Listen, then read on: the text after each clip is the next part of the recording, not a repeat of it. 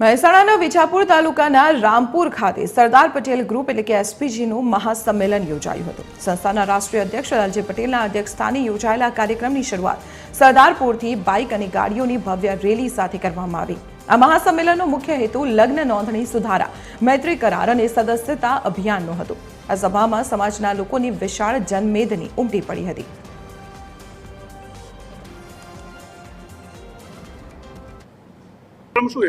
સરકાર છેલ્લા 5 વર્ષથી લોલીપોપ જ આપી રહી છે। વારંવાર કાર્યક્રમો કર્યા છે।